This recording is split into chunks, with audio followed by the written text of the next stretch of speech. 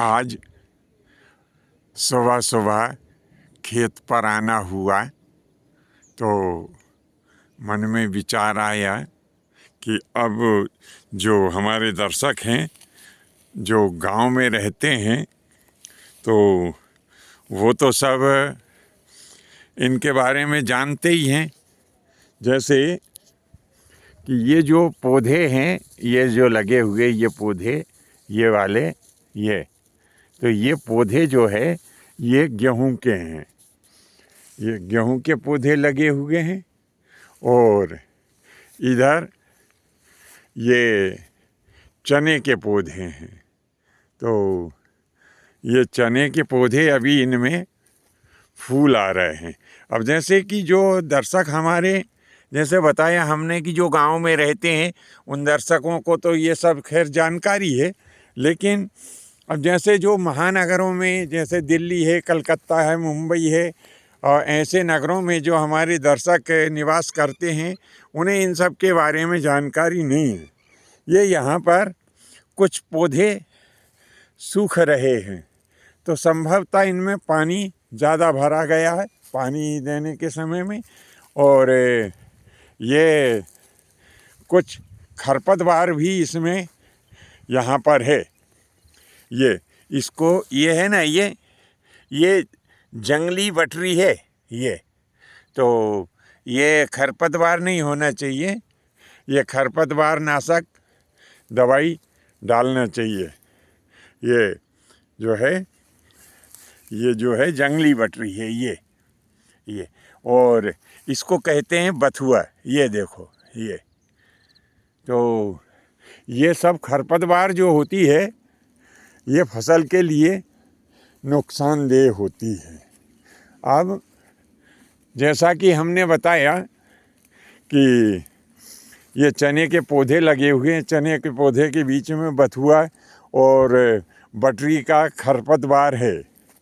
तो किसान ने जो खरपतवार नाशक दवा है वो नहीं डाली है, जबकि डालना चाहिए था। तो चने की फसल को हम देखते हैं तो इसे अच्छी ही कहा जा सकता है। ये शायद कोई जानवर यहाँ आके बैठा है, जंगली सूअर इत्यादि हो सकते हैं इधर, क्योंकि आ जाते हैं कभी कभी। और ये जो पेड़ है ये सरसों का पेड़ है। ये देखो, तो इधर ये सरसों भी खेत में उगाई है, तो इनको भी निकालना चाहिए था, क्योंकि यदि हमने चने की फसल बोई है तो ये सरसों जो है वो फसल को दबा देती है। बंधुओं, पानी का सीजन चल रहा है, अभी जो खेतों में पानी चल रहा है अभी, तो यहाँ की फसल कुछ लेट आएगी।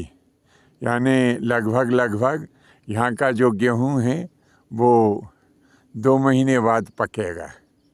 ये देखो, ये सरसों के पीले पीले फूल हैं। इधर बड़ा ही खुशनुमा माहौल है यहाँ का। आसमान में कुछ बादल छाए हुए हैं, तो बारिश की भी संभावना है। बंधुओं, आज हमने ये फसल के बारे में आपको जानकारी दी, निश्चित ही आपको अच्छी लगी होगी।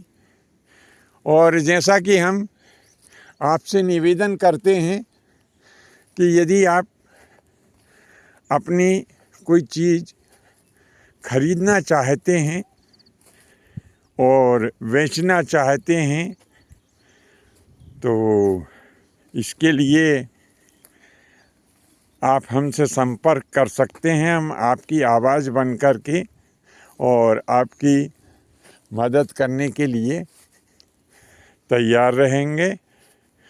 और बंधुओं, आप अपने किसी राजनीतिक,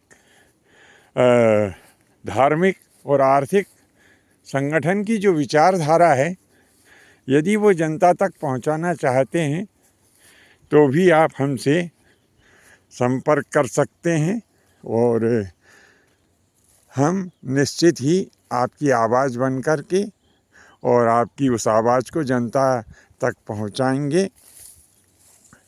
आज के लिए बस इतना ही। शेष अगले भाग में नए विषय के साथ उपस्थित होंगे। आज्ञा दीजिए। धन्यवाद। जय माता की, जय परशुराम जी की।